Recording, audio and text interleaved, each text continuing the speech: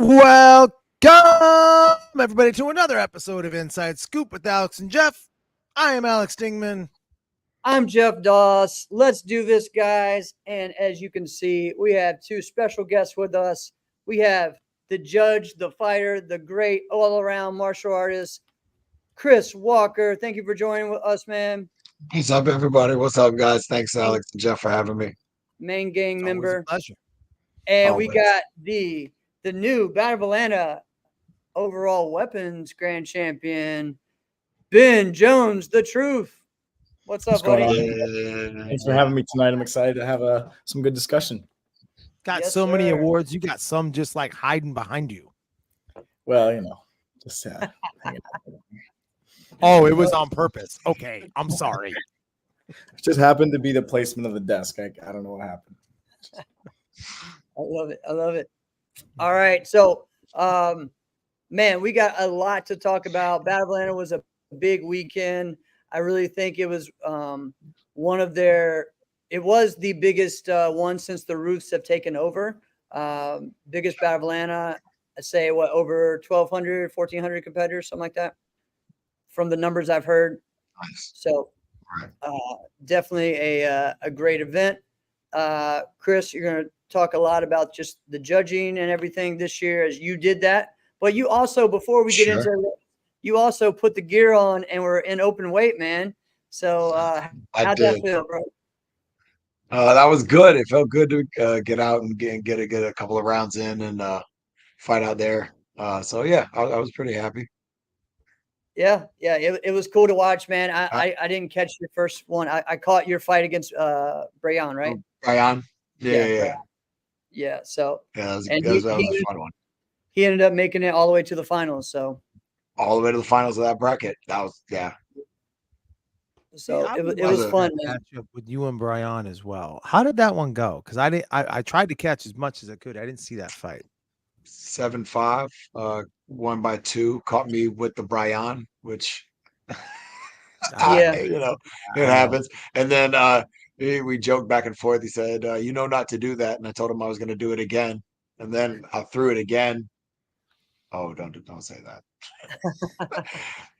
I mean, I might. Maybe the Open. Just kidding. No, There you let's say it now. Just kidding. Just kidding. No, I'm not. No. I couldn't do that. All right. That would hurt my body. But no. So like I told Brian I was going to do it again, and I threw it again immediately. And blocked the second one and tried to get it, but time ran out. So like it was funny. But yeah, no, it was a good fight. Brian was Definitely. Brian. He fights out at his own pace, and he makes things good for himself. Yeah. Yeah, he looked good this weekend. So shout out Yes, to he did. him as him and Enrique made it to the finals of the open weight, and Enrique won Right.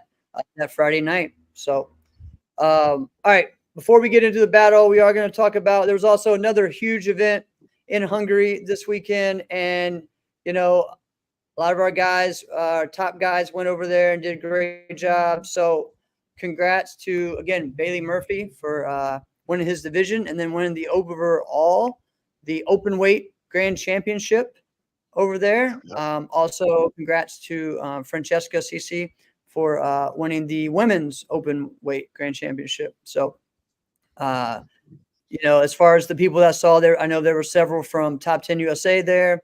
Tyreek fought with the rest of the Corelli team and won teams Yes. for that. Mason Bumba was there. He was actually the runner-up in the men's open weight.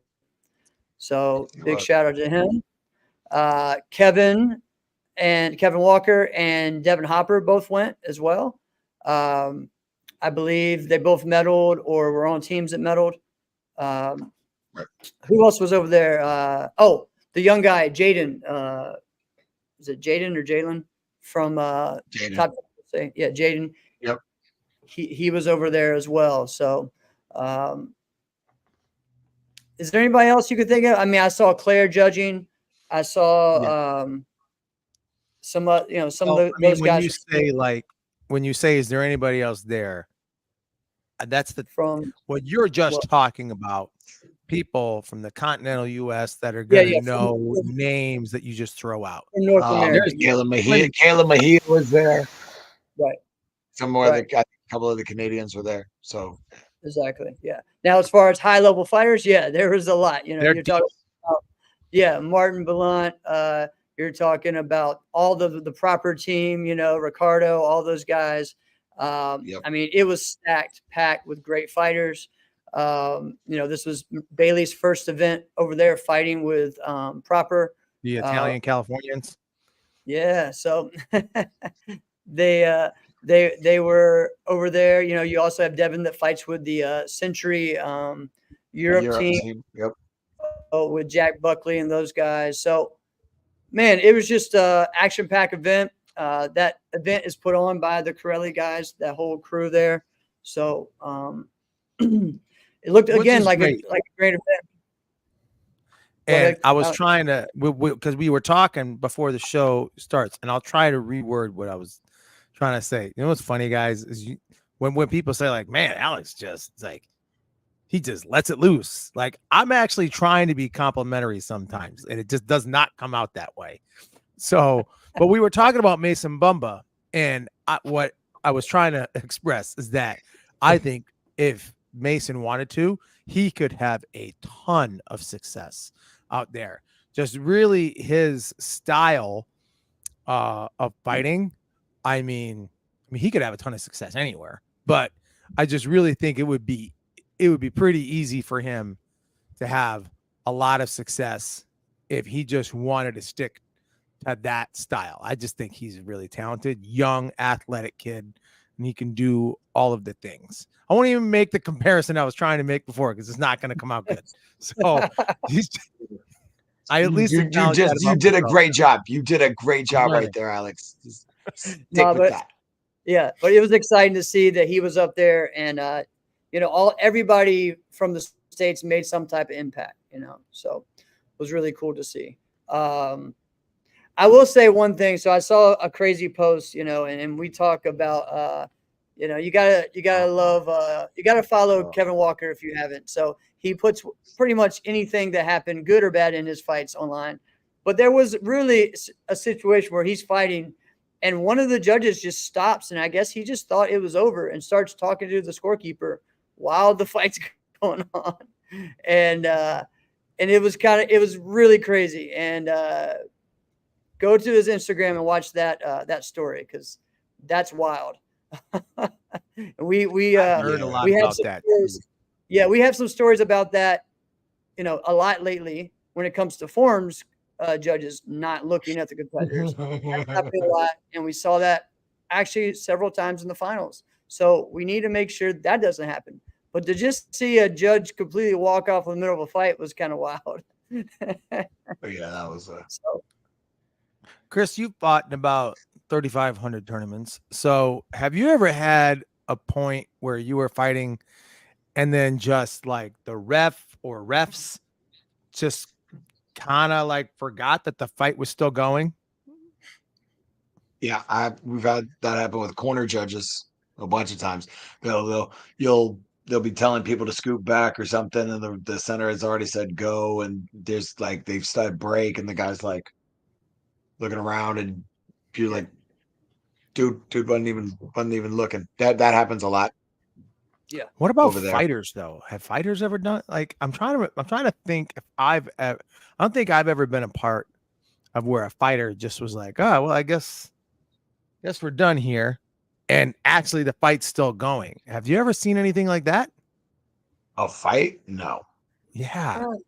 I'm trying to think. Because what I'm picturing what's going on, it's kind of like, you know, like when a baseball player, like when he catches an out and he thinks that's the third out, but it's the second, and he's just kind of like tossing the ball up, throws it in the stands, and then the base runners just start running. Like, I wonder if there's ever been a situation like that where a fighter's just been like, all right, well, we're done. Well, yeah, you've seen people like who try to do like the hand stop, and then the other dude just comes over and takes off, which should happen way more often, to be perfectly honest with you. But yeah, or when it used to be 1st to 5 or 1st to 7, and then in grands, wasn't. And you think, And those guys were so used to it being a certain way and thinking they were done, or even like when you had to win by 2 in grands, but not in the division, right? When that was a thing, Right. you saw stuff like that happen a lot. And they're like, wait, what? Wait, So, I mean, I'm glad now we're getting more consistent on the rules being the same for everything. The only difference is the grands, rounds are 2 rounds. And, they are noticing, because in the coaches meeting and judges meeting, they're noticing, hey, we're going to have to do something with this rule about the 3 penalties being a DQ, especially for a 2-round fight. For a 1 round, okay, I think for the most part, I know Seawalk, how many times did we have any DQs this weekend from that in your rings? In my ring, we had 0. Okay. Awesome. So Awesome. I mean, So I don't think in general we didn't have more than maybe 2 penalties for a fighter. Okay. Oh. Now I'm going to tell you something. I didn't see the equipment rule being enforced as much. I just on several times. I didn't see that one being enforced as much. Maybe that's because of the awareness now that people are like, hey, like this is becoming a real thing, right? well, it's Right. kind of Because hard because you kind of force the refs to be a-holes when you just intentionally are like, I'm just going to take my time. Now you're forcing them to be the jerk when it's you who's, not going by the rule. right. Now I got to be the jerk because you're not doing what you're supposed to do. And then like somebody's going to get mad. So, but Jeff, I think you're right. Like you do it enough to where there's like, all right, we have the awareness now. You can't just like do whatever you feel. Right.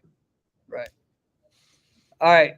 Let's get into some competition stuff. So Ben, your competition weekend, you got in Thursday? Yeah.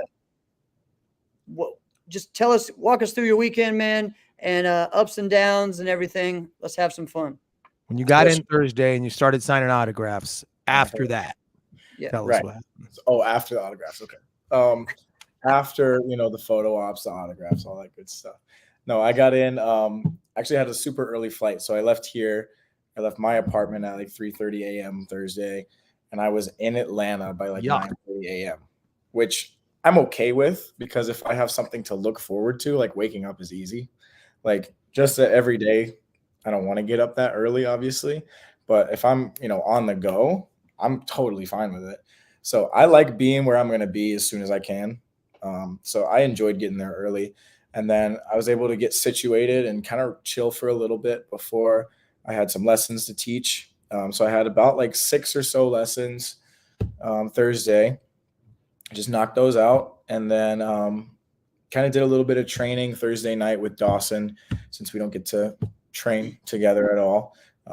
We had just been sending videos back and forth leading up to this weekend because this was going to be the first time since Chicago in January that we did sync forms. So we were planning to do it in Cali in February and then pulled the hamstring there. And so that kind of took me out of just tricking for like 3 months or so.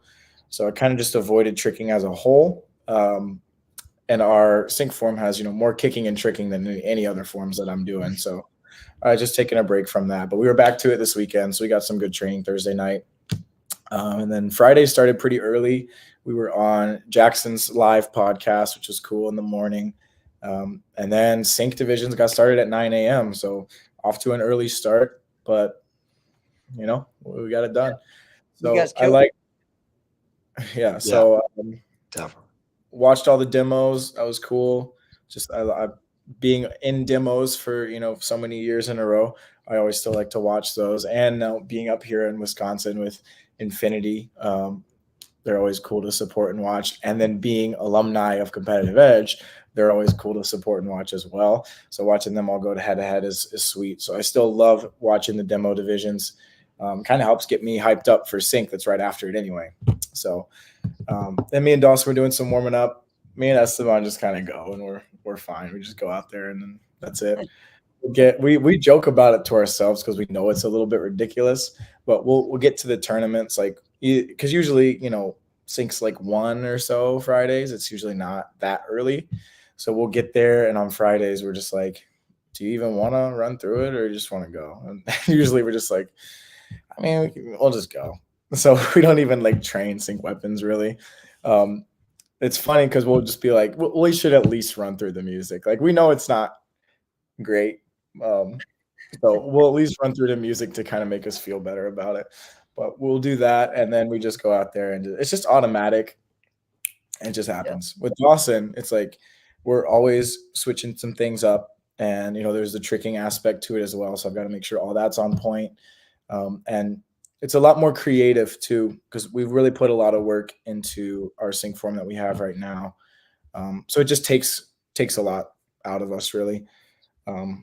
Especially since I'm not doing as much forms in general personally. I'm just really focused on weapons for me and then sync with him and Korean forms, which I'm sure we'll talk about more later as well. So yeah, then both syncs went well. So we ended up winning both of those. So automatically we win the CMX sync overall. So I'm like, well, I guess we'll demo, tomorrow night and Saturday night. And then didn't have a whole lot of time. So right after that, we went and got checked into our hotel and then came back right away. You didn't get checked in before you did all that competition? So my parents were working the tournament. And so they had a room Thursday night there. So I just stayed with them. But my room through the team was at a different hotel. So I went, got checked in, and then came back to compete. So, yeah. Time out. Your team didn't have you in the tournament hotel? They sold out like a year in advance. Yeah, it's wild. Bro, if there's a team that should have that taken care of, I'm just saying. Hey, just putting I'm not going to complain. I'm living my dreams as a sponsored athlete. I'm not going to complain. I get that. The other part is that pretty much the first part of everything you said made me hate you. If you let Jeff was giggling, I could tell because he's just reading my face, and I don't know how to not put it out there. You basically said, Ben, it was like, I mean, I don't know. You show up to a tournament, you think about warming up. Nah, I'm not really going to do it. Just kind of go out there and win and dominate, and people just love me. And then that's how I live life. No, I know I said it in a different way, but as a guy who never reached any kind of success like that, that's crazy. Only for sync weapons, though. Only that. Yeah.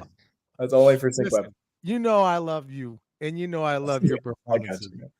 But damn, I'm jealous. No, I mean, when it comes to especially sync forms with the tricking and everything and my own stuff, especially now, and I don't want to sound like, one of those guys, but you're getting older.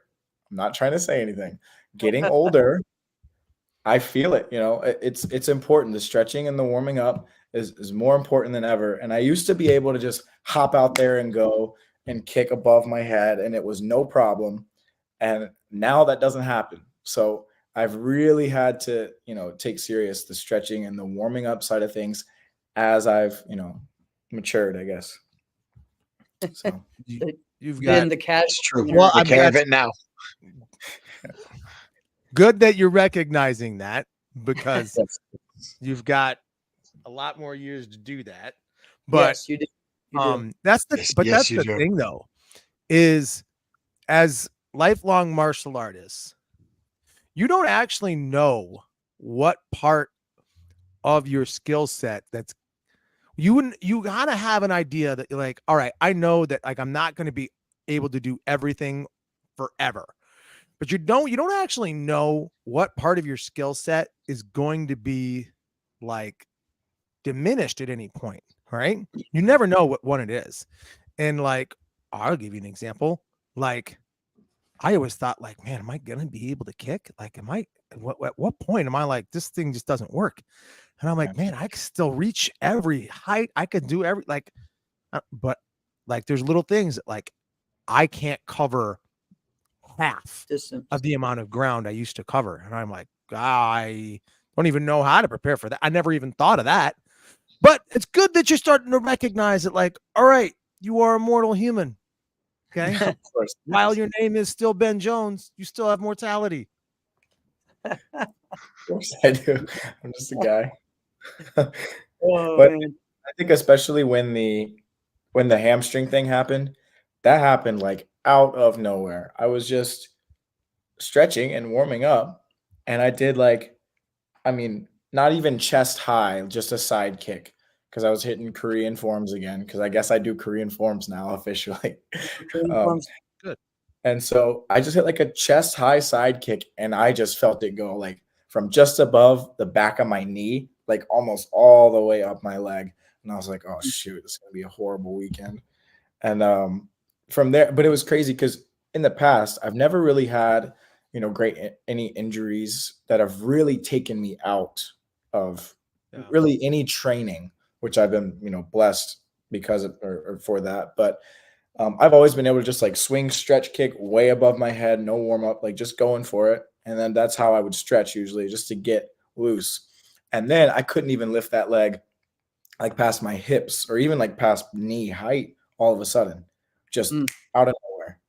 And All so right. I'm okay. What would you say the worst injury you have had is?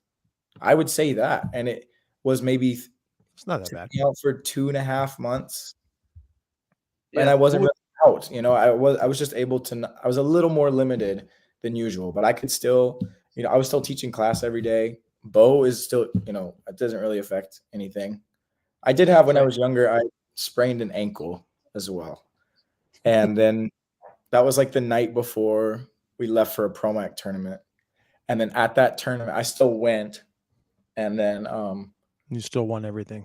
while I was there, well, not exactly, but while I was there, I was like, there's no way I can spin on this ankle, like with Bo. I was like, it's just not going to happen. Oh, so And what'd just you do? the movement of my form wasn't going to work. So I had commas. So I made a comma form. And then I didn't win the grand, but I was on stage for it. So Nice.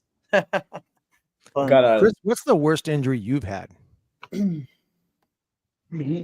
Yeah. Chris. I blew out my ACL, MCL, medial meniscus, partial PCL tear. Yeah, doing jujitsu with a big dude. That's like everything in your knee. All four out of 5. LCL was all good. Whoa. Yeah, man. No. What did you do to have that one go? How did you do that Jiu-jitsu. injury?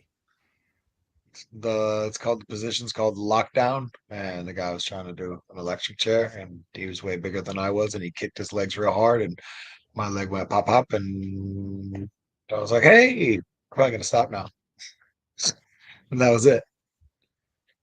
And then I did a karate tournament. I did surgery, and then the karate tournament. I fought at a karate tournament 6 months or so out of surgery, and did a MMA fight 9 months out of surgery. That's madness. Man, Yeah, that's crazy. right. What about you, Jeff? What's your worst injury?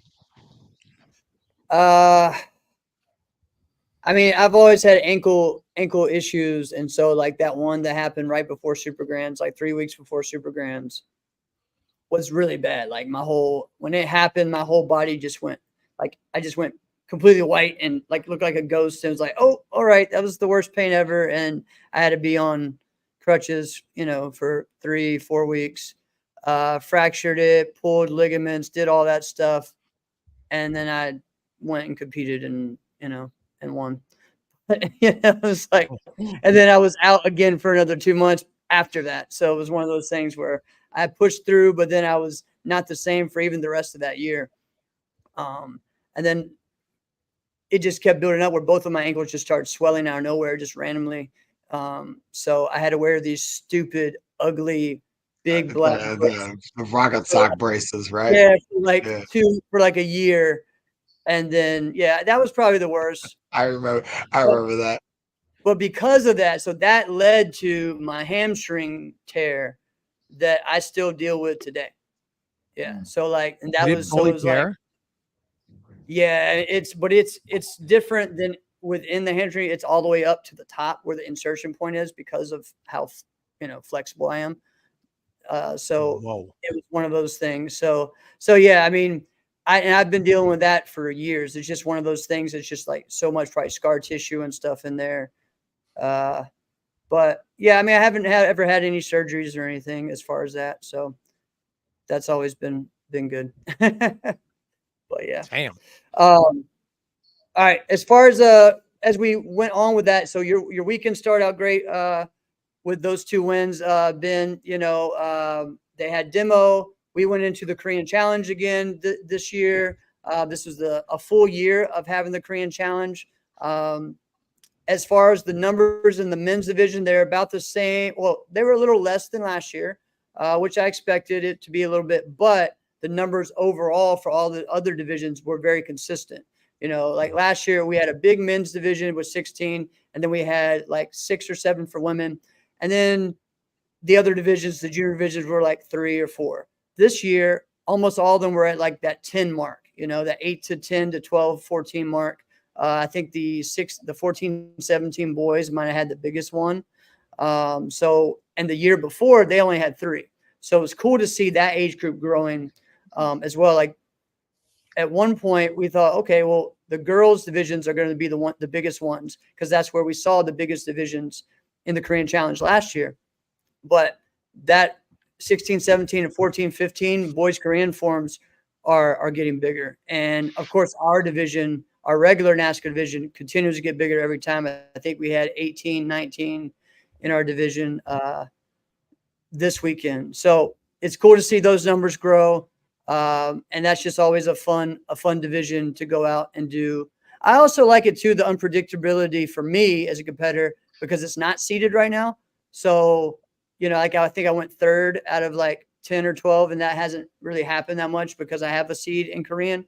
So that part's kind of fun too. Like, all right, when will I go? And I miss that, because that reminds me of like the NBL days where every tournament was just random, and you could be the name, but it doesn't matter. You got to prove it. You could go first and still go out there and win. You're still expected to win, and you better show it. You better bring a lot more intrigue to the division. Yeah. Like even when you said like back in the day, like in the NBA, like in the NBL days, if you would watch, like, let's just say it happened and like Daryl Lewis goes first, everybody's going to be like, dude, what is this? He's starting the division. What? Yeah. We got to watch this. Right. Or even if it would have happened in the NASCAR division. Like I remember when Jimmy Pham, when he moved up to an adult, like he led off the division and he went first. And we're like, how is this happen? How is this real? Right. And it just was like, all right, sometimes if you don't know everyone in the division, and how can you really know all 20 or 30 people unless you're in it all the time? But if you're just watching it, you don't know everybody. But if you see a guy like that you absolutely know, now you're probably going to watch every performance, or you at least have a higher likelihood of that. Just makes it a lot more intriguing. Yeah, definitely. So that was fun, and I was blessed to make it to the final again against Billy Smart again.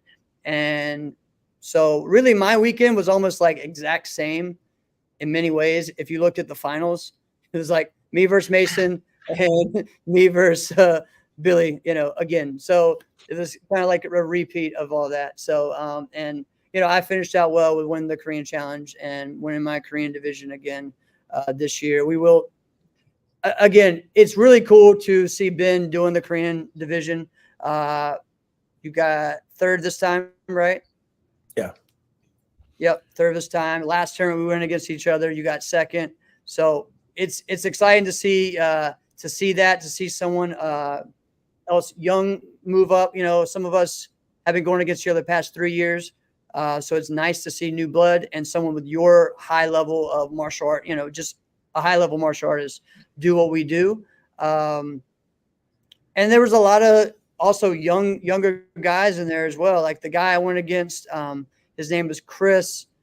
It was NGO, but he's on Team Gypsy. He's 18 and he just moved up, and he was literally like, he didn't really know that he was just, this is my first NASCAR tournament. I watch you guys all the time. I'm so excited to be here.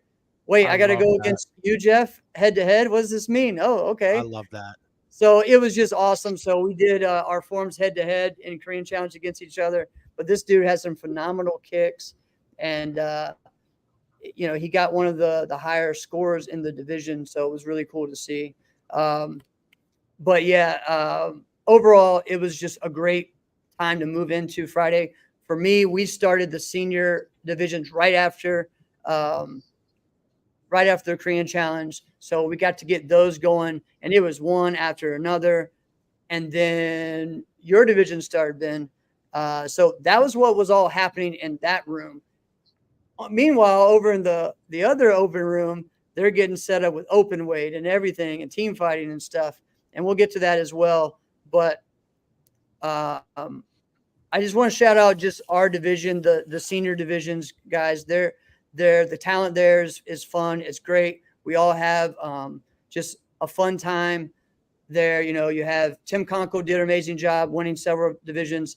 I did. You have Eric Tremblay. You have Kevin Kowalczyk. And by the end of the weekend, how it turned out, Kevin Kowalczyk won the forums overall, and he retired right after, said he is done competing.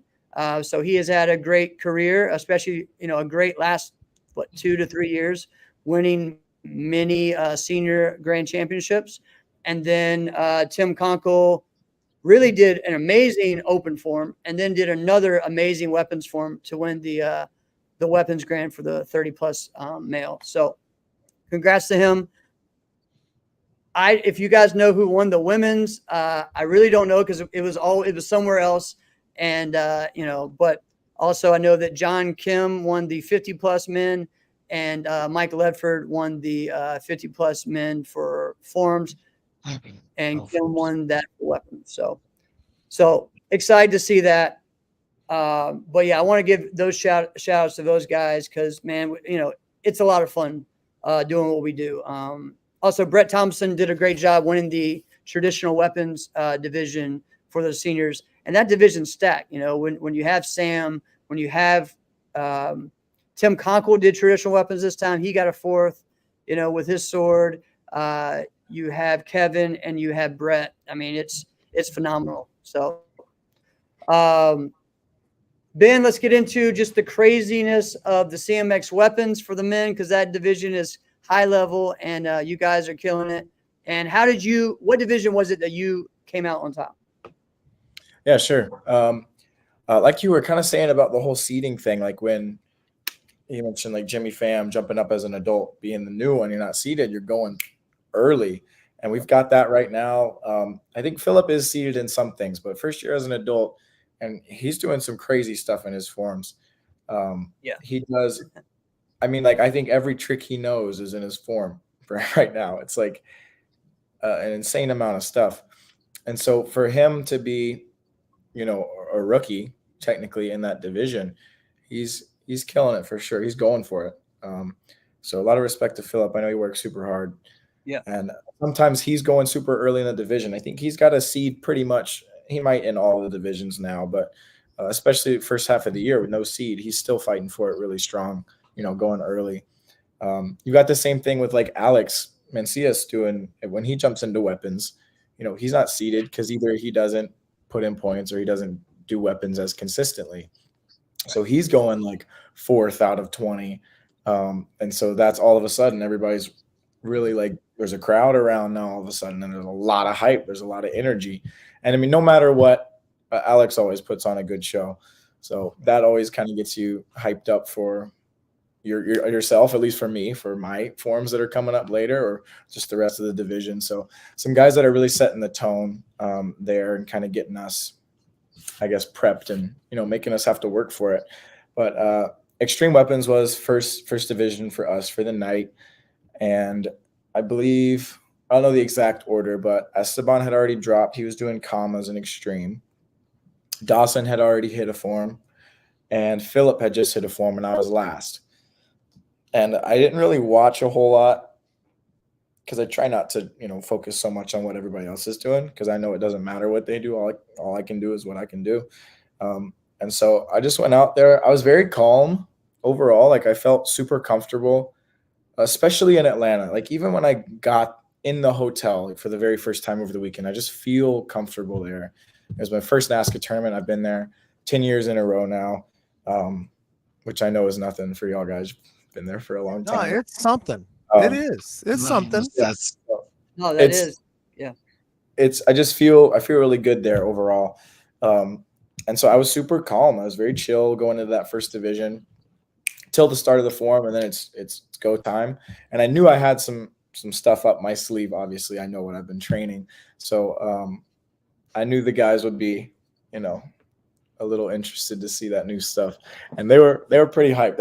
I mean, we're all competitors, but we all love each other. We're all doing our thing. So it's a great atmosphere right now. I know a lot of competitors in the past, maybe the old school competitors, think we should be a little more serious, but I mean, I'm as serious as I can be about what I do, but I'm gonna appreciate everybody else at the same time. So, and I think it's coming back to me as well. You show it and it comes back.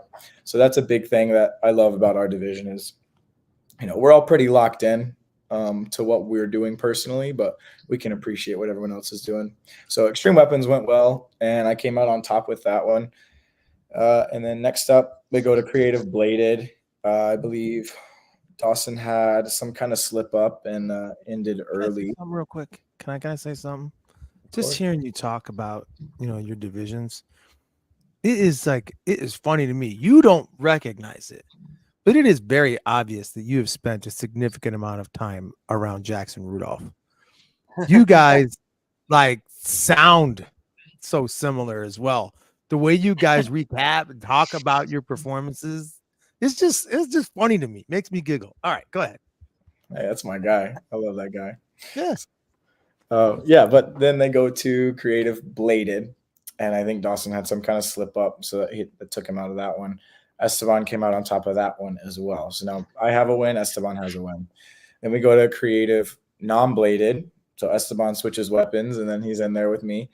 And he hit, I already had a win. So naturally, when I get that first divisional win, it just makes the night so much more comfortable because I know I'm already in, Yeah, like you're playing with house money. Right. And so I'm going into Creative, and I'm like, I don't have to go crazy like I did in Extreme. Like I don't have to throw everything here because I also don't have Philip, Dawson, Alex, whoever else who would do Bladed. It's really, I got Esteban as my biggest competition there, and there's some other guys in there that are killing it as well. So Esteban goes before me, and he threw triple out of nowhere, which I didn't think he was going to do. And I was like, you know what? I'll throw triple too. So I was kind of like on the spot. I was like, I'll match it, And then Judah Sagawa, Team Freestyle, does sword. He's killing it right now as a junior. He was over there watching our division. He goes, what happened to the freeze frame on the knees? Because in the first division, I didn't throw it. And I was like, oh, it's still there. And I was like, you know what? I'll do it for you. I wasn't planning on doing it in that form. And then he asked about it. So I was like, all right, I'll throw it. So I hit it in that form as well. And then I ended up coming out on top with Creative as well. So then I had 2 wins for the night. So I'm feeling great. And we go into musical. Wait, at this point, you have 2 wins. How many wins does Esteban have? Esteban has 1 from Creative Bladed. Ooh. But at this point, good now. If we go to stage right then, he has to do Creative with commas. So, not that he's not good at commas, but it's not. But you'd take that over anything else. Like if he has to compete against me, I'd rather it be that. I mean, right. His bow and my bow are. Yeah. I get it. He hasn't done commas as long, and it's Creative, so he can't trick at that point, right? So naturally, it's just a better look for me, right? Going into musical, drop on like the easiest move of the form. I was feeling good right in the beginning, and then had an unfortunate DQ, and Esteban nailed it and took that one. So then I know, well, that's nice. No runoff. Just me and Esteban will go straight to stage, and it's feeling good at that point. Nice. All right, let's go right to the finals with that, and then we'll get into some of the other things. Talk about Chris and the judging, open weight, and fighting. And I mean, this is the battle, guys. This could be a 3-part episode. But so you guys, you put on your demo in the finals, for team forms and team weapons, which is always fun to see, right? And then really like you guys finished the show pretty much as you guys and then what team fighting, right? So Yep. how did that feel? What was the vibe like with you versus Esteban? Yeah, I mean that's been the big matchup. And usually, we have Dawson in the mix as well. And then a lot of last year, Rashad would creep his way in there also pretty consistently. But I feel like a lot of last year, if I didn't win the overall, I was second to Esteban. That seemed to be pretty consistent. Like Esteban was coming out on top, but I was right there at second. And even last year in Atlanta, even though it was us four that I said, me, Esteban, Dawson, and Rashad, I believe I got 2 10s and still lost to Esteban. So I was like, oh man, because he got, I think, also 2 or 3 10s plus more 9s and whatever, right? So, do you guys ever talk trash to each other? What's that? Do you guys ever talk trash to each other? Oh, ask Esteban. I always talk about how he's like, I'm like, bro, you're Canadian. Stop talking. Like, yes, that's funny. I say that all the time. He's like, what does that even mean? And I'm like, I don't know, but you're Canadian, so So it's like nice trash. But that's nice, friendly trash talk. Yeah, exactly. One time, this is really funny. I think it was at Ocean State, like a long time ago, and like, Dawson. who was it?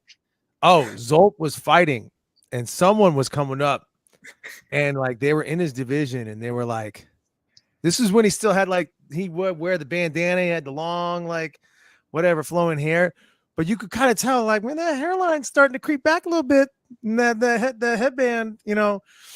And this guy, someone was like, so I'm afraid of him. He's losing his hair, and I started dying laughing. Right. I thought it was the funniest thing in the entire world.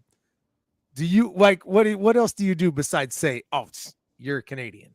Well, you saw Dawson commented, ask him to count to 3. Because when we were all on Competitive Edge, he didn't speak much English at all. So all he knew was like, hello, bye, good job, thank you. That was like Stop. it. And so, I mean, that was like 2016, 2017. So not that long ago, he couldn't really carry on a conversation. And so we would always, we would ask him to count to 3 because we learned how to count to 10 in French, from him. I took French in high school, so I know a little. But he was like, learning English naturally because his dad speaks it and he's over here all the time. And he always says 1, 2, 3. And we're like, no, try it again. And he'll go 1, 2, 3. And we're like, try it again. And that was a fun thing that we'd always talk about. And so lately, now that his English has gotten better, I don't know if it was me or Dawson who said it, but he was like, say 333,333. And he could not. He like started with the first 3 and it was just over. But that's in Atlanta last weekend, we asked him to say it again and he nailed it. So he's been practicing. Wow. Nice. He told me he was gaming with a friend and I guess some American friends. And he was like, guys, one of my American friends is making fun of how I say 3. He's like, I need you guys to help me practice so I can go back to the States and say it right. I'm like, all right. So he did better. He was practicing it. He was pretty solid. But sometimes with teammates, that's when the real trash talk comes out. That because like you don't want to be like unsportsmanlike, but when it's someone who like that's like your friend, it's your teammates, your homie, like that there's nothing bad blood there. So you can say whatever, right? This is we'll say it's one last one and then we'll move on. This is hilarious. You probably have never really got the chance to see a lot of Hamid Firouzi fighting before Ben.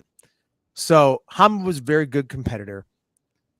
Rarely did he talk, but sometimes when he did, it was just like, what are you saying? Right? So he competed against Kodak.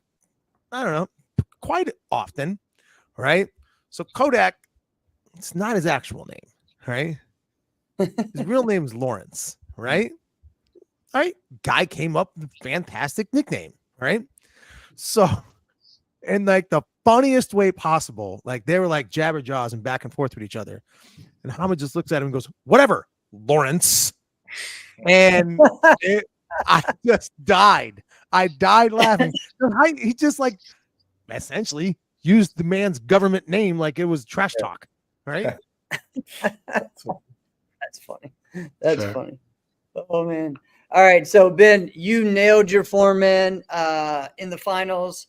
Yes. Congrats to you, man. Killed it. Chris, you were right there. What was Yeah. what was your take No, on that the was finals?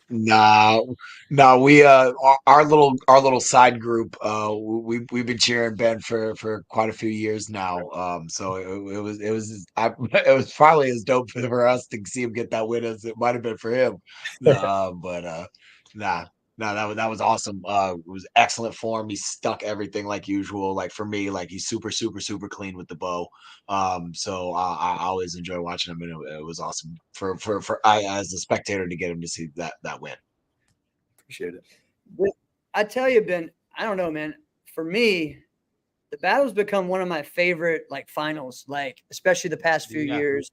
The setup, stage is huge, the lights, the sound, the crowd is always like it's a big venue, but it's still tight enough to where it's most of the time filled and there's a lot of people yelling and it's fun. I mean, for me, every time I'm the past 2 years I've been on stage, it's been loud and I hear everyone saying stuff and yelling. And, especially when we do Korean Challenge on stage, I'll have to share this just because, you get the whole, especially when you're doing Korean and you have the sidekick here and it's like the woo, and then you have the sidekick here, and then it's cheering and cheering against each other. And it's just really funny. And it's fun. It's like, okay, he got one. I got to get this one. I got to make this one count. All right. I got to get this one. I got to dig this one in here.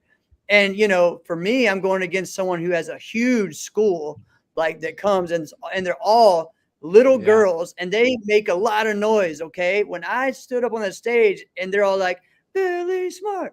I'm like, oh crap, I'm really going to have to turn up now. All right. And it was funny because Jackson on the cast was like, and knowing Jeff Doss, this probably got him even more intense. And it was like, yeah, probably so. But it was fun, right? And like that's why I tried to explain this to the Mikes, right? Mike Sawyer, Mike McCoy, because they just say for a viewer, it's hard for the viewer to watch the two forms edit. And for me, I don't know. I think it brings something different to the finals, right? The excitement, the fun, the feel, because they're seeing everybody go one on, by themselves. This makes it something different. Plus, of course, it's also the traditional way at most Korean style tournaments. Some are going away from that, but anyways, but it's just the excitement, right? The energy and the anticipation. I tell you, it's hard though, because I don't know what my person's doing. Like I can see and watch them in Korean and say, okay, I know I have to go harder on this. I got to go do it on this. This is just, all right. You're just feeling the energy, And then especially at the end too, when I'm holding my stance and I'm just like trying to understand, oh, was that his last key out or was that, no, he's got one more. Oh, all right. Oh, okay. Oh, he just hit that one. I'm going to hold it a little bit longer because he's probably at ready stance. And now my form technically ended after his. So there's a lot of strategy and things going in your head. So, but I tell you, the battle has just been fun because of, experiences like that. So. Yeah, for sure. And all right, so wait a minute. I got a question about is even loud in traditional forms, Alex. They're even loud in traditional forms. Good. Like, I'm glad. I hope they are. They were cheering like during me and Mason's form, like loud. A lot of times it's not like that, Okay, so Jeff, I mean, I know the answer is yes, but you've competed in like WT tournaments as well, right?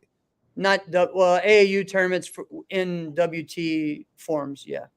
Okay, which are that's what I'm talking about. In that format, have you done it where like you did a form at the same time as somebody else? Yeah. So AAU nationals, every round is that way. So it's like a fight. So I did 14 forms in one day last year at nationals. So, and that was 2 days after US Open. This year it's going to be the day before US Open. So I'm going to do all those forms, drive to US Open, and then compete I'm gonna be a little tired, but it'll be all right. Where is Have it you this ever year? done that? You had to have done this before too, Chris. Have you done that? No, No they don't way. typically. Nah, they don't typically do that in Japanese tournaments. And as a, But a I kid, know that. I didn't do a lot of taekwondo tournaments. I did AAU 1 year, but I only did the sparring because they were letting me do like tornado kicks and stuff. So I was like, oh, I'm definitely playing with this. Time out. We just discovered something Chris Walker has not done.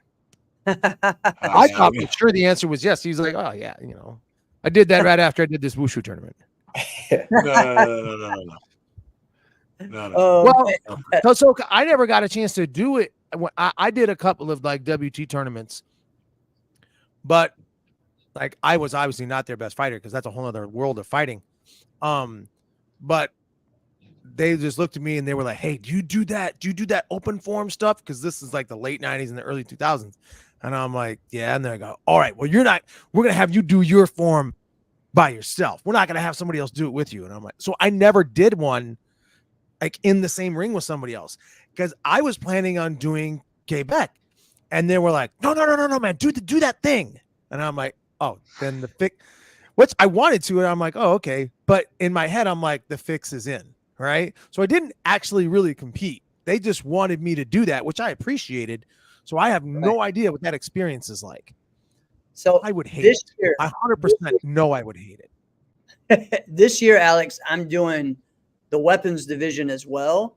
And Yuck. so the weapons division, you don't do it at the same time, but Oh. you do go head to head. So, like, if I have a division of 8, I have to do my form 3 times. Yeah, just now to that win. I've done before. And that's exciting because you think of that in like a traditional way. Okay, I can keep my same pace for CMX style. That's intense. It's high. It's like, oh man, I got to go and still put on a show and get the crowd going. And so that's a cool challenge to me to do. When I did the qualifier this year, there was just 4 in the division, so I did 2 forms. I did a nunchuck form and I did a combo form. And they're not used to people switching weapons, so that was exciting for them to see that. So we will see how it goes, but I'm excited for that part. So I think that would be a cool thing for a tournament to do, to like have like a weapons challenge where it's head to head and it goes through, like technically, I guess we did that at the battle like almost 10 years ago. But with the thing that Carmichael was running back then, yep. but it was still, it wasn't like go. Like, like they did the first round, they waited a little bit, and then the 4, but they don't give you any break in between. Like I did my form, we did this. Okay, move on to the next one, do it again. And it's intense, man. So that part's fun. It's like doing a tournament when we were teenagers. You got traditional over there. You got musical over there. Okay, now quick, go over to weapons. Yeah, right? Go over there and fight. And nothing was close. Ben, you know what that's. Yeah, it's like that. All right, so Chris, you wore many hats this weekend, man. Yes. We talked about the fighting. Hold on. Uh-oh. Hello, everyone. Yeah. It's I just wanted to ask Ben a question. All right, go. When you're in there and you are competing and one of your most fierce competitors drops and you realize they dropped, and how do you approach that? Do you think that you're like, all right, do I ease up on the craziness I'm gonna do, and just win the division, or do you like, how do you feel after that? If we are like one-on-one, either way, like, or if it's like, let's say if Esteban and Dawson drop and the rest of the field, you could beat without going too crazy. Slightly, to a degree. There's going to be, Dawson, Esteban, say they're out of it. There's still, if Alex is hit at that point, Alex is always still a contender. Mm-hmm. There's always going to be great competitors there if, like those two are out of it.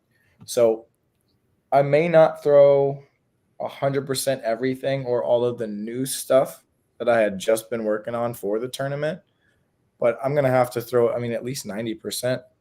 The division is that stacked right now. I think that even with those two out, I've still got to hit some stuff. Now, and then the last you- question: Would you rather beat everyone and no one drop, or it just goes whatever way it goes? Because sometimes I'm watching the division and it may be like 14 people in there, and somehow, shape, or form, 7 of them will drop, and it's like, because I really wanted to see who would win out of all of this group with no drops, and I'm curious as to how you guys approach that or feel when that happens, because I would just want to find a way to stop the drops as much as possible. Yeah, I think it's a lot more rewarding when you win a division where everybody hits. Like, you know, you were the best out of everybody there. So obviously that's when you want to win. You don't want to just be gifted a win because everybody else messed up. Even if it's just a stumble or a little bobble or one thing that's just a little off. I think the weirdest thing is when I hit a really good form and get like second or third, and hit like an okay form and I had like a little stumble and then win.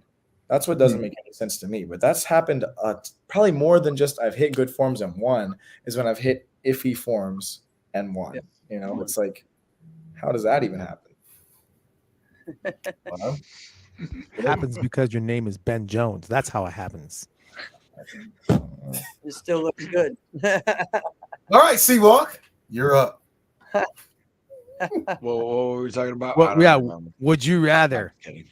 Yeah, there you go. Y'all can start- well, keep it PG, people. Keep it PG. Would I rather what? Like, yeah.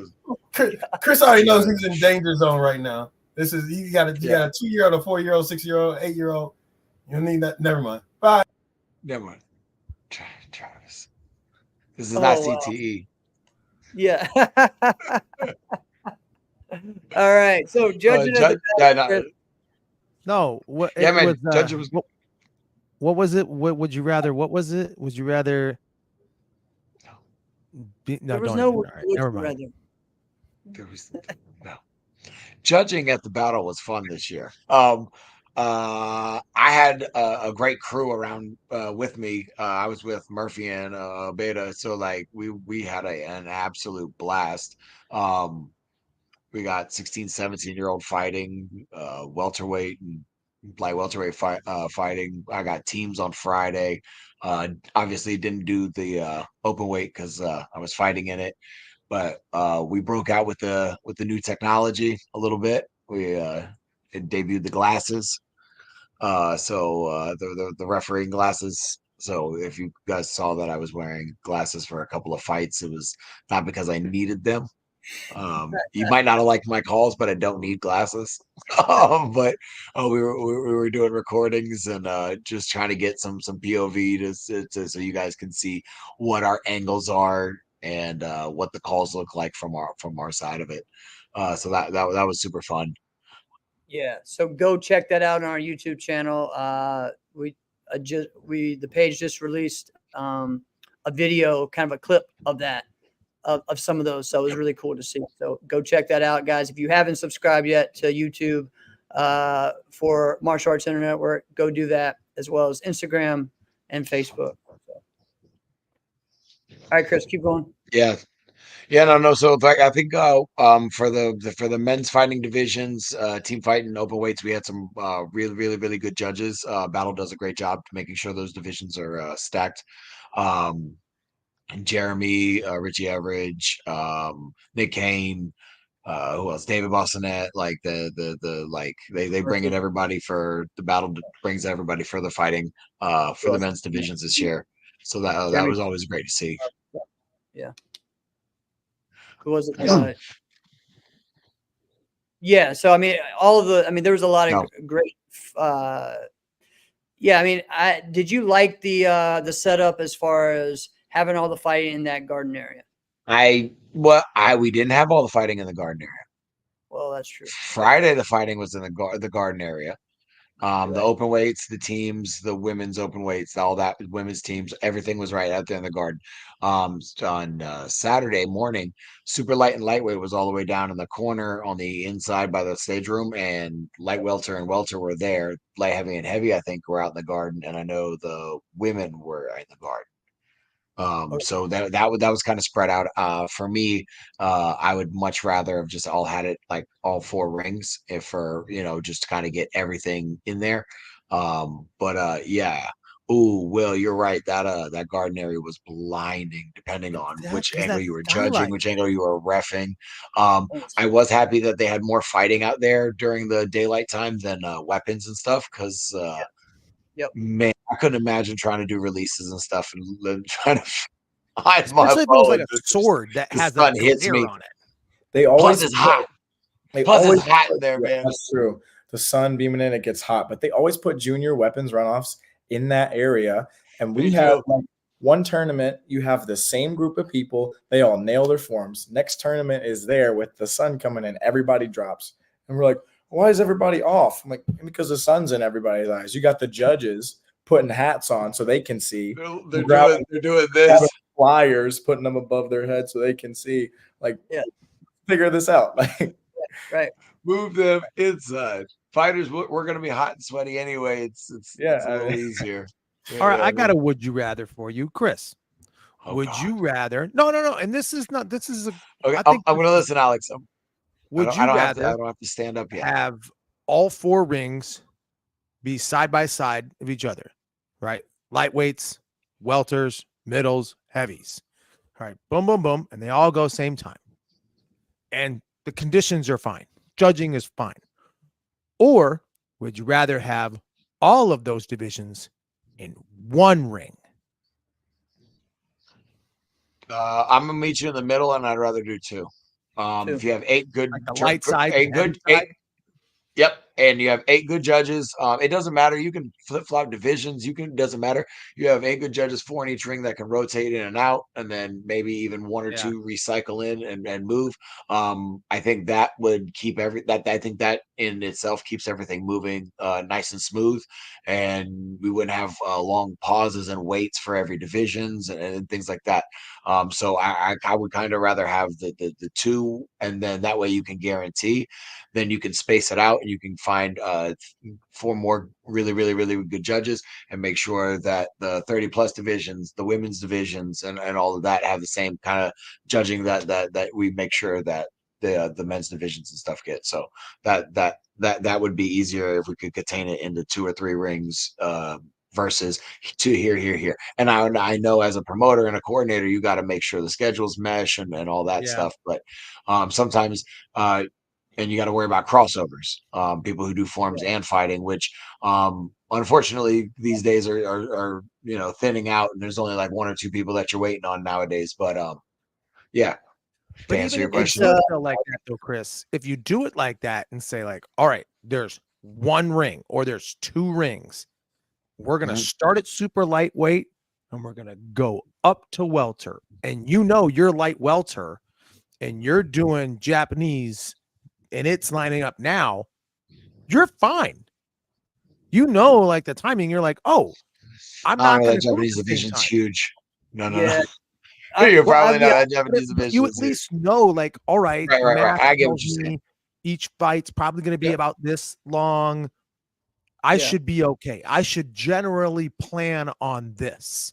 Or I'm a light heavyweight, and they're going to go super light to heavy. I'm good. Right? I'm good. I don't have to worry about that. Yeah, well, Alex, that happened a lot this weekend, though. Like, there was a lot of the, because of the different rooms. That's another thing, having 4 different rooms really or more, the schedules kind of overlapped. I know there was one schedule issue in one of the rings where both of the musical divisions were side by side and going at the same time. Really, they should just flip flop, so that didn't happen. Those are just some things that get overlooked. And then also, I thought overall there was a really good amount of judging. People of judges. People thought, well, why is this taking so long? Because they couldn't find judges? No, not really. That wasn't it. There was big, huge divisions, you know, most of the 14, 15, and 16, 17 divisions had to be split. Okay. But I am going to say this. There's too much talking and chatting in between divisions. And that was where we had a lot of overlap. And that is where good point. judges are either, like we've talked about, either coming up to competitors and talk to them, or the competitors come up and talk to them, or something's going on and it got too long. So that is a thing that really did make this happen, where divisions were planned to start at 11 and they didn't go to 3. And then now Korean and Japanese are happening. Grands for seniors are happening. Fighting's happening out of the ring all at the same time. And it's just going. And then as soon as you're done, oh, hey, you got to do the runoffs too. You got to do this and that. You know, I know for me, that I've was been a whole guilty of that as a judge in years past. So I can own that and say, I've been that guy. I will never be that guy again, but I can say I've been that guy. I won't ever do it right. again. And I think so for me, also for someone really trying to push a new division like the Korean Challenge, which they already look at it as something that takes too long. When the judges break and talk and do this and that in between, it makes it worse. So it's not really helping our push for with the promoters to add something else that's going to make it longer, right? So I think we just all need to do better on, you know, go. I know the divisions that had tournament directors in it, having them preset. Your mom was one of those, Ben, and those went really well. Those rings went well, and I think that's something that we all, you know, need. We need that coordinator in every 2 rings to already have the draw set. Boom. All right, bow in. Boom. Go. Boom. This. And again, that's just something that I'm used to in the way that we run tournaments a lot of times in the South, or we did in the NBL, and also they've done that a lot in NASCA as well in the past. So I think that's a key thing as well. WSL, they already have everything shuffled, and you come in and you check in, and then if no one checks in and you give them a last call, 2 minutes later, we're starting. You know, if somebody's missing. So I mean that's the thing, though, right? The INC was like super, super efficient because we had the earpieces and everything, and it's already pre-shuffled. So they come check in and we start. And so that was really well done from WSKL this year, at least. So you're right. That's the thing. I think fighting faster than forms. I think fighting ran smoother because of things like that, like you're saying, Jeremy. You're right. Agreed. 100%. Isn't it the check-in process that for some reason we all kind of like bang our heads against? Like, why is this taking so long? There's always something with the check-in process. We're like, it's not shuffling, or the seat's not processing, or I don't know, we're waiting on this. Like, it's usually the check-in process. We have done a very good job as a sport of being pretty efficient after we check in, right? We're pretty efficient. What's with the check-in process? I don't know. I think sometimes, at least this in past weekends, I think the judges sometimes don't realize everybody's checked in right there and ready to go. And because we were waiting on someone for a long time, so, you know, they'll come check in and the judges don't see it, probably because they're maybe talking to other people, wherever that might be. But I've gone up to the judges and said, by the way, everyone's here. We're all checked in. Like, we can go, you know. So that has happened sometimes, but also we had to wait on certain competitors that just weren't ready to go. Obviously, that's not the judge's fault, but you know, they should, in my opinion, whoever's centering that ring should be on top of trying to, you know, because you can contact them right through the system. Let the scorekeeper know, like, okay, well, if they're not here. Yeah, but we already know where they are. They're in a different ring. But that wasn't always the case. I mean, this past weekend, it wasn't the case. Yeah. We had people that weren't competing somewhere else, that just weren't at our ring ready to compete. Yeah.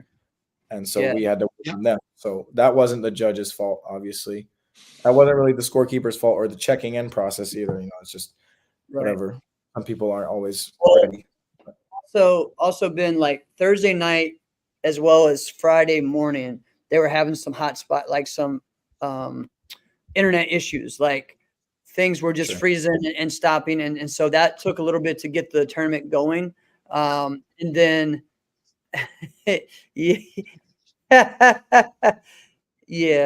That's why I laugh.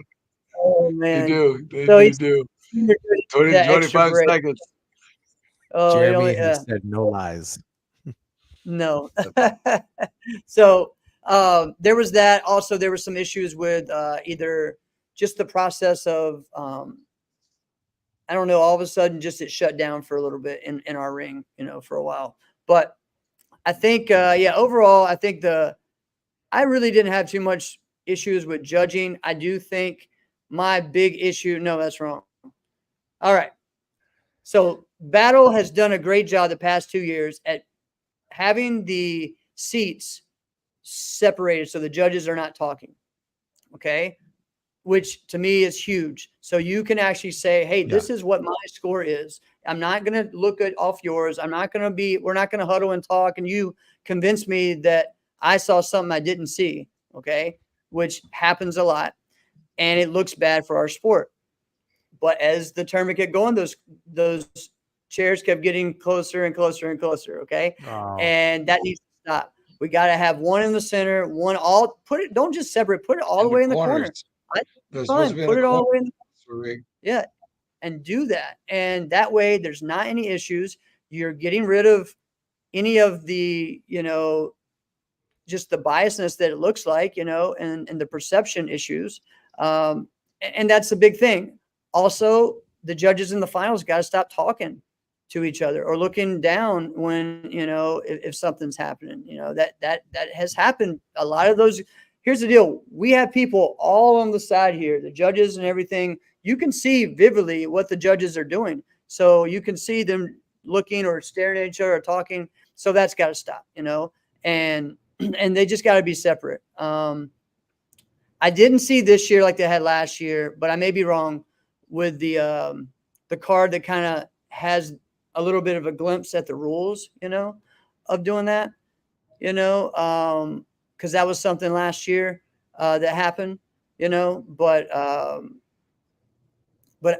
not sure. Just because before that was a suggestion that a lot of times it's mostly for the judges to say, okay, what are the rules for this? Because a lot of times they'll do 6 or 7 of that whole same group, and they're like, wait, which one's this? Is this creative? Oh, can they flip or can they not? And I've been at the battle several times where people have won creative and done an aerial, and no one said anything just because, and us at this age, we don't want to DQ our friends. It's like, what? But all right. So Drew said they did have those sheets. That's good. I just know they weren't talked about with the competitors before, at least in any of my divisions. I think that is something that should happen. And I think there needs to be a time that, but see, if the competitor has a question about, hey, can I do this move or can I not? That goes there. And it shouldn't take long. And if you have everything ordered and done, then it's just going to make things better, I think.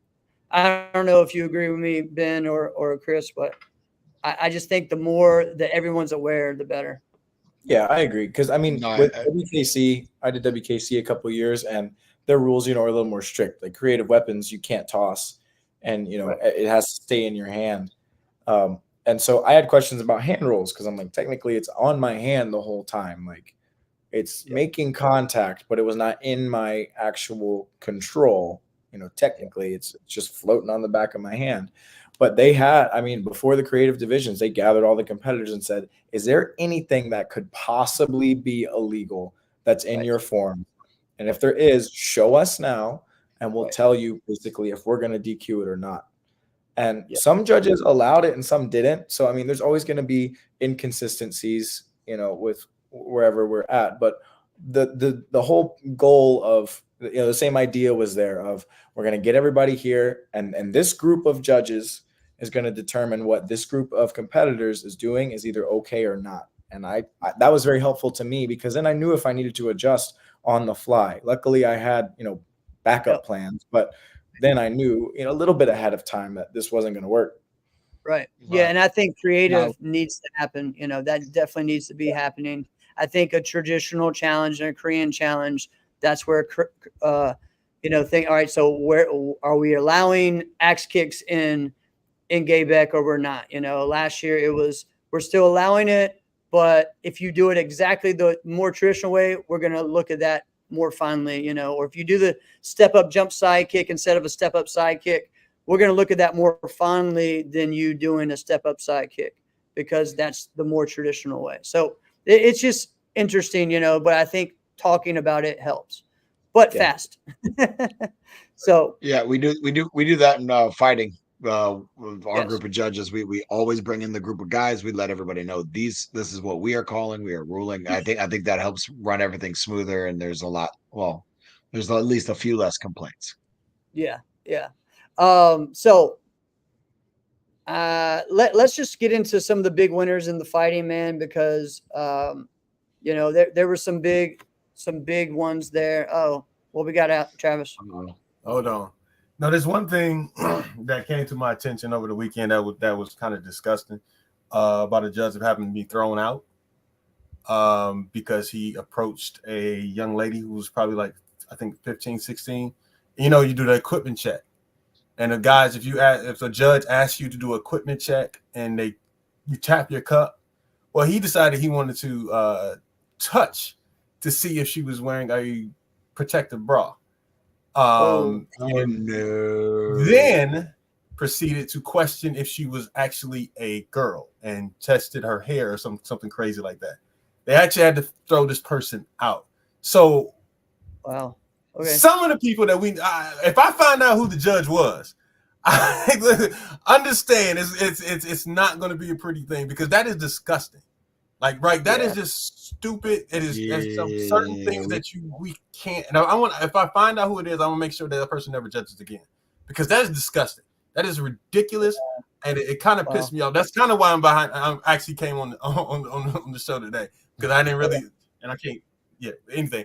But that was kind of upsetting to me when I found out about this. Yeah. Chris, Wow. you know, when we're walking around, a lot of people just walk up to you and tell you certain things that happen. And when I found out about this, I was like, wait, what? Like, that just didn't make sense to me. So I'm bringing this out.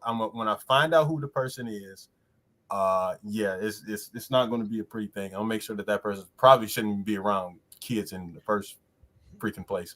But that's just ridiculous. Yeah. All right. Yeah, go ahead, Alex. Do you know what the division was? It was sparring 15, 17 girls, I think. Black belt, I'm assuming. Yeah, black belt. I believe so. But yeah. Kathy said she knows who the judge was. Oh, yeah. See, names, Kathy, names. Yeah. Well, yeah, 15. All right. But yeah. Anyway, y'all go ahead and talk about the good things that happen in the fighters. But yeah, before that, I just had to get that out off my chest. That was ridiculous. All right. See, I gotta look at that and think, because there's certain things that, like, all right, when you bring your kids to a tournament, you really don't have a lot of control, right? Like, you try to control, and we see it plenty of parents, like, they try to control everything. But if you really think about it, like, you're like, all right, here you go. All right. And you sit there and you watch this whole parade happen, and you don't really have a lot of control. You're just kind of along for the ride. Like, all right, what we're moving over here. All right, we can go over there. And then they're just in the ring, and the judges are doing whatever they're doing, and you're just sitting back watching. Imagine watching that. right. And But to ask if you are a girl, like, wait, what? Yeah. I know. I would go absolutely crazy. Yeah. There'd be some cops. I think so. I'd think probably so. call them myself. I'd call the cops on myself after what I would do. Anyway. All right. I might want to get here in about 10 minutes. Yes. Yeah. All right, you guys. We'll finish up. Thanks, Trav. Who fought Hey. All right. So some of the highlights of the weekend. I mean, you can't talk about the battle this weekend without Enrique Latona. He came out with the lightweight grand, came out with the open weight championship, both of those individual titles. This guy was just, on his game this weekend, and were you judging most of his, or did you get to see most of his fights, Chris? Enrique, no man. I did I judged his fights for welterweight and light welterweight grands. Um, dude was on fire. His leg was fantastic. As always. He's working some different setups with his leg and when he wants to throw it, and it's pretty fun to watch. Not as a coach and as somebody who loves to analyze things. Anytime you get a kicker like Enrique, you're definitely going to want to pay attention to him. He does a lot of very, very basic and simple things, but he does them very, very well. And Yeah. Yeah. And listen, for me, what is it? Light welter. He was light welter, and Jeremy Francoeur might have been welter. But Jeremy Francoeur was on fire this weekend too, until he ran into Enrique and got out kicked. But he looked really good this weekend. Yeah. Yeah, I didn't get to see any of his open weight. Well, yeah. No, because man, I'll tell you what, the craziest thing was the stacked ring over in the men's open weight. Yeah. One ring, our ring was a good ring. The other ring was ridiculous. Their final four in that ring was what Enrique, Avery, Cam, and Christian. Like Yeah. Like, that's that's the final four in a ring to get to the that's crazy. Nah. Who was it? Tyson fought. He fought Brayon. Is that who he fought? Yeah. That was the was in the other. Okay. Or the finals for our ring. Yeah. For your ring. Yeah. I mean, all of those fights were sick, but the Enrique Avery one was the one that just was, Nah, Avery man. Nah. Alex Mencius fought he fought Avery earlier in that ring and fought very, very well.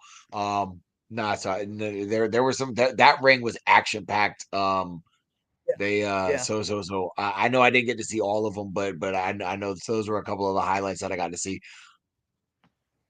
Cam I great, mean, that as goes back always. down to when we all say like styles make fights. Like, yes, I will say Avery's a better fighter than Enrique. Like, he's the better champion. But that actually might be a better matchup for Alex Mencius than Enrique Latona, right? I think Enrique Latona pisses Alex off, and Alex gets out of his game when he fights Enrique because of the way Enrique fights, So even though I think Avery's the better fighter, I think that might be a better matchup for him. It didn't matter. You know what I mean? But I want to say something about Enrique. I was pretty critical. I was pretty critical of him in years past. He is damn good, and he has stepped that up. You don't see him on the ground the same way anymore, So I agree with you, Chris. The way he sets things up, it seems like, oh, that was elementary. You just, you set up a head hook kick because you just lulled everybody in with that body side kick that you've been doing this whole match, and it seemed elementary, right? But the way that he's capitalized on his spacing with his hands, like how he follows up, and he absolutely lulls people into thinking like, oh, I'm just this unathletic guy who's pretty flexible and just gonna kind of float this foot, and then bam, he just takes off, and you're like, he's manipulating paces of fight. It's not just that he's like a good kicker. He's actually controlling paces without actually really moving a lot. It's impressive. All right. So congratulations to you, Enrique. He's impressive. Avery won the heavyweight overall, over Darren. Another great, Cam and Avery fight was a great fight. Yeah. Yep. That was a great fight. Again, Battle always has great fights. Tyson, was great this weekend as well, making to the finals of that. Yes. We had the team fight that went down to one point at the end with JPM over Straight Up, which was, that was a fun one, man. Lots of intrigue and a great way to finish the whole finals. You know, team fighting's awesome, man. I think that was a great way to keep everybody there and keep them excited. I also got to say that the show went really smooth. You know, it was a 3-hour show, but it just kept going and going and going. So, yeah, a little over. Yeah, I mean, there might have been a couple spots A there, little long. but it wasn't 3 as long. hours is just a little long for me anyway. So Yeah, I get you. It just wasn't as long as some of the Like others this year. So 2.25. Right. 2.25 is great. Yeah, Yeah. I like No, that too. yeah, no, but I get what you're saying. There wasn't the typical I gotta the shake the hands and call in the ceremony, and there was a lot of Yeah, different things going on. So that was nice. The right, demo right. final was cool for me. I liked the demo final. Okay, The, okay, that's good. Clark That's good. kids, the vibe, yeah, they were good. Yeah. See, I didn't get to see a lot of that Infinity's, stuff. but 'Cause I was Infinity's fire. So like, competing back and forth. The other thing Yeah. is the women fighting. So we got to talk about this. You know, Katana finishing the weekend with a great win over Katie. So as Katie also Katarina won the open weight as well over overweight. Savannah. Oh yes. I think Katie So- fought like 28 times over the weekend or something crazy. Like She fought She had a a lot of ton fight. because they did teams. She did continuous, like tag team as well. tag team. Yeah. They fought a ton. Yeah. But that's another example of how styles are better. Like that's a perfect matchup for Katana, right? So I think so. I think Katana's skill set, I think that's great for her, right? Because Man, listen, you can't never count the Katie out. Like, listen, I know that. or no. I don't think you really get it. I sat and had like a 20-minute conversation with this young lady. Like, not only is she talented, but she's a little different than a lot of what I would consider the younger fighters. She has like an absolute IQ. She studies, she understands. There's a rhythm to why she does certain things and why she kicks the way she kicks and when things certain happen. No. It's no.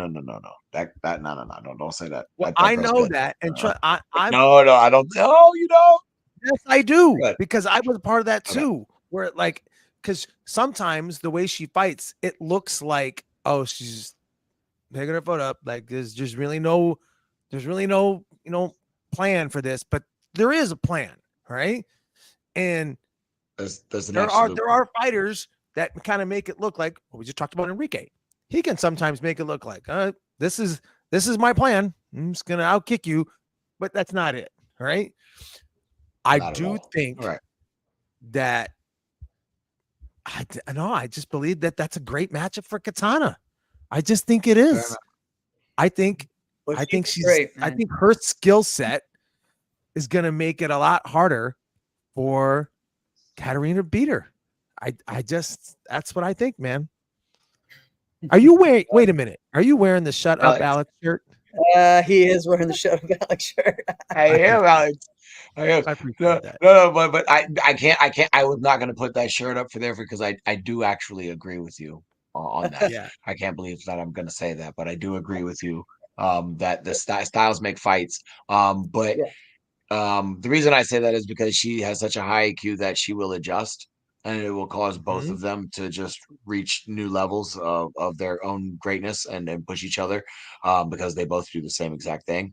And it was actually cool to talk to Katie for I love talking to her. She's a great young lady. But this weekend I got to spend just a little bit more time. And every time you get a little deeper into conversations with her, you get to know a little bit more about another person. And so that was cool to see. And knowing her after that, she's gonna go back, she's gonna reanalyze, she's gonna make adjustments, and so like it'll be fun to watch. They're gonna push each other, and it's gonna be great. I think I agree with you. I think it's fantastic. Here's what's going to happen. At one point, one time, I don't know when it's going to happen, but Katarina's going to beat her. And Katarina's going to beat her, I don't know, probably by 4 or 5 points. Somehow it's going to happen. All right. and Mm. we're gonna go, damn, we got a thing here now. You know what I mean? And it's just gonna force them all to get a little bit better. And so yeah, man, I think this is a fun thing because Mhm. while the women's fighting division has been deep as far as talented people who we've seen at the top, you know, and Morgan hasn't been away that long. You know what I mean? How long has it been since she retired? What, a year and a half?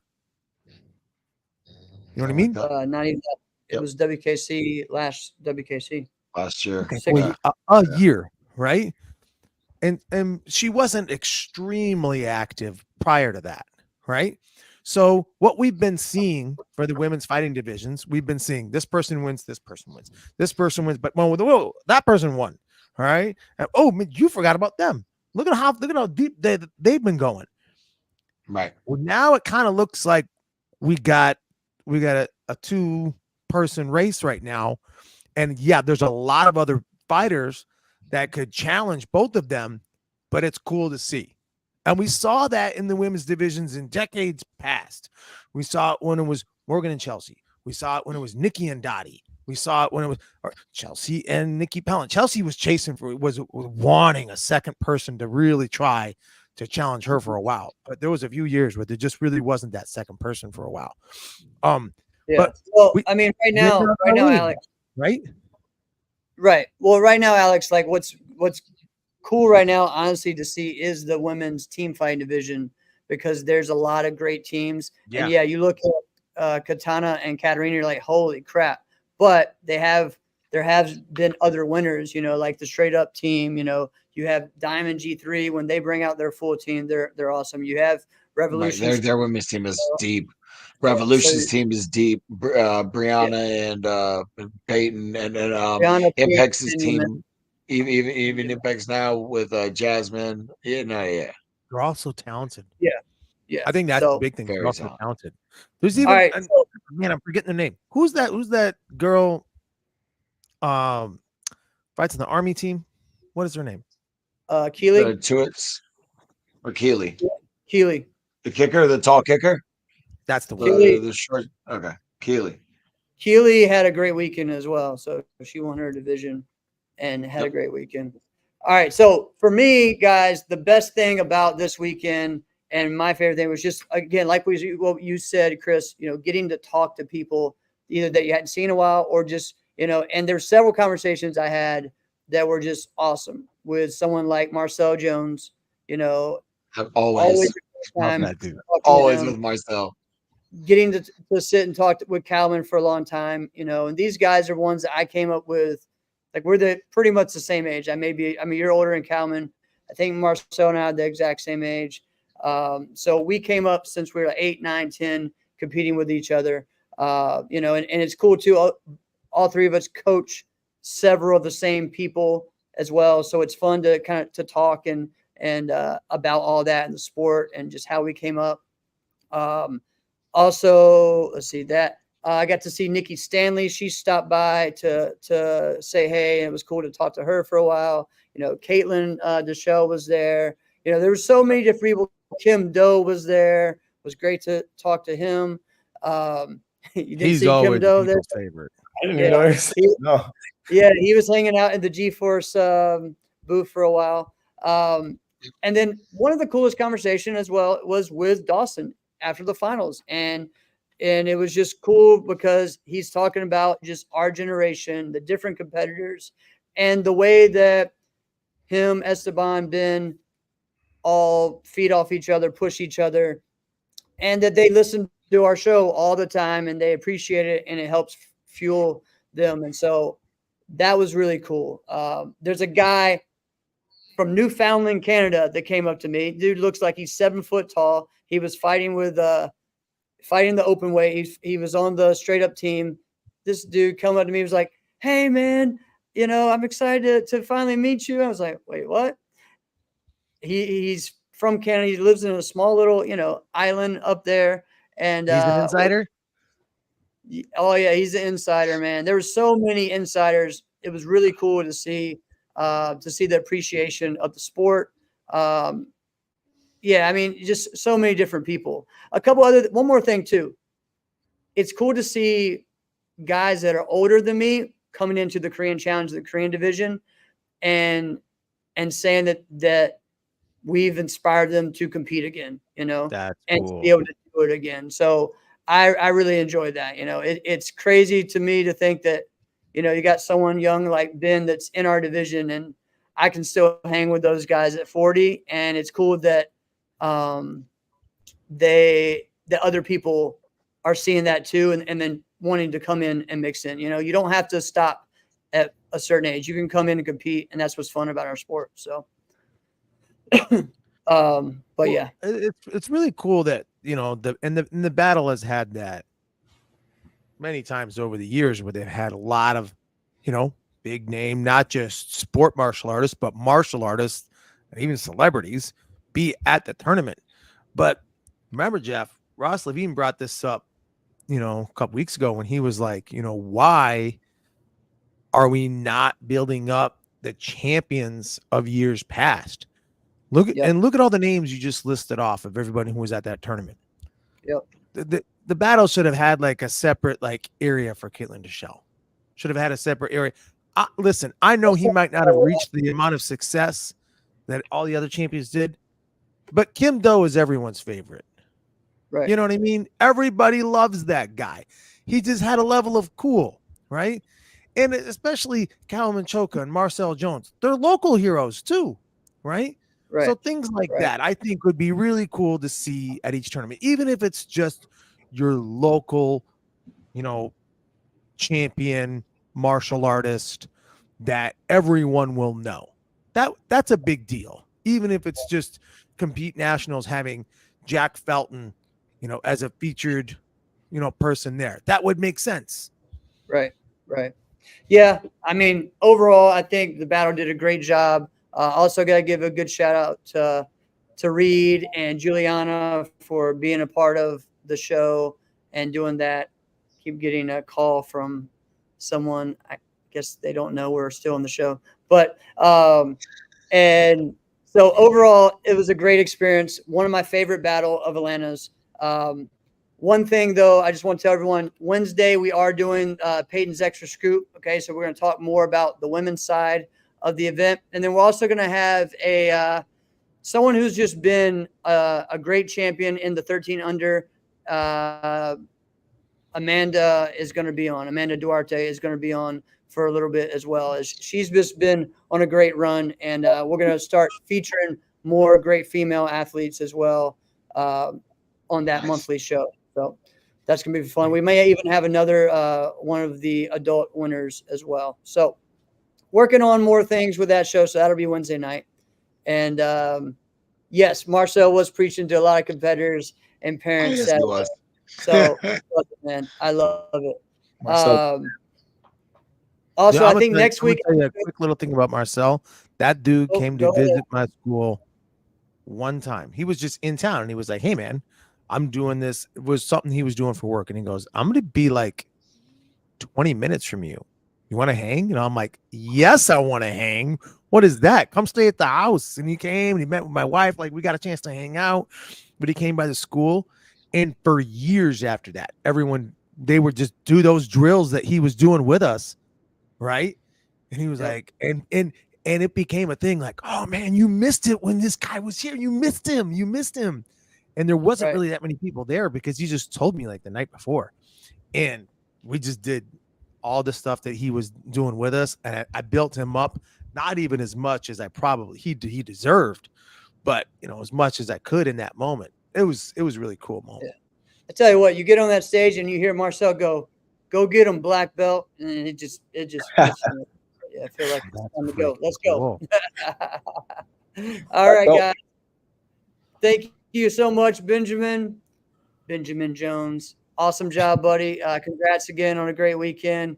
Yeah, man. Chris Walker, I love watching you fight again, brother. And great seeing you as thanks, always.